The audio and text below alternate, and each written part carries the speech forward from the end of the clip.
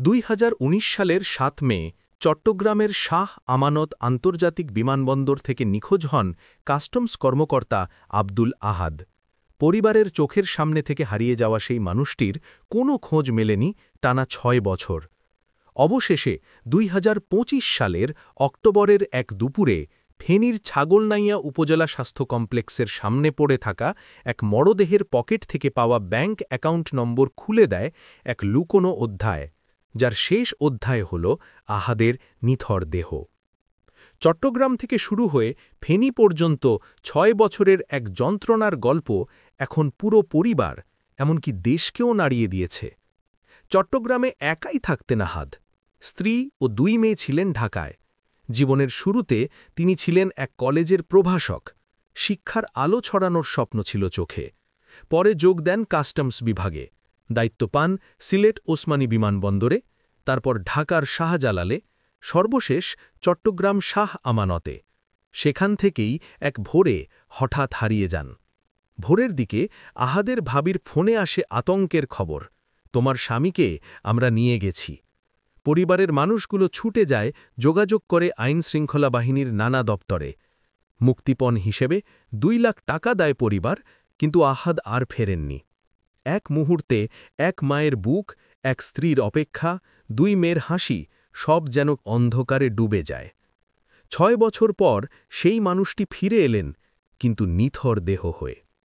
Police জানায়, মরদেহের পকেটে থাকা একটি ব্যাংক হিসাব নম্বর থেকেই জানা যায় আসল পরিচয়। কেউ চিনতে পারেনি তাকে, কারণ দীর্ঘদিন নিখোঁজ মানুষটি এখন এক ভিন্ন রূপে। পুলিশের ধারণা, আহাদের মৃত্যু হয়েছে মস্তিষ্কের রক্তক্ষরণে।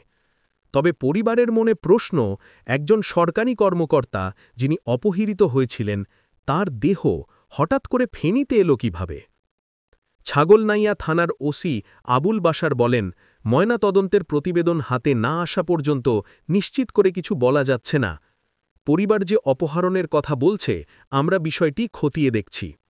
কিন্তু পরিবারের কাছে এটা কেবল এক তদন্ত নয়, এটা 6 বছরের অপেক্ষা, অসহায়তার আর্তনাদ। আহাদের ছোট বোন নাইমা নাসরিন কণ্ঠরোধ করে বলেন, আমার ভাই আওয়ামী লীগের সমর্থক ছিলেন, কারোর ক্ষতি করেননি। কেন তাকে অপহরণ করা হলো, কেন গুম করা হলো, আমরা জানি না। কিন্তু আমরা বিচার চাই। ছাগলনাইয়ার রাস্তায় পড়ে থাকা একটা অচেনা দেহ, পরিবারের চোখে সে এখন এক অমোচনীয় স্মৃতি। আহাদের ধাগ্নে মোস্তাফিজুর রহমান বলেন, আমরা প্রতিটি দপ্তরে গিয়েছি, সংবাদ সম্মেলন করেছি, কিন্তু মামার কোনো খোঁজ পাইনি। আজ তার লাশ পেয়েছি, এটাই আমাদের জন্য সবচেয়ে বড় বেদনা। একজন সরকারি কর্মকর্তা, একজন ভাই, একজন স্বামী, একজন বাবা, সব পরিচয় ছাপিয়ে এখন আব্দুল আহাদ এক প্রতীক, একটা হারানো জীবনের নিঃশব্দ সাক্ষী। যে রাষ্ট্র তার নিরাপত্তা দিতে পারেনি, যে সময় তার খোঁজ দিতে ব্যর্থ হয়েছে, আজ সেই সময়ই তার মৃত্যুকে স্বাভাবিক বলে আখ্যা দিতে চায়।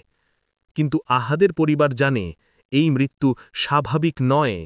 এটি এক গল্প যেখানে ভোরের আলো নেই, শুধু অপেক্ষা, কান্না আর এক লাশের নিঃশব্দ প্রত্যাবর্তন।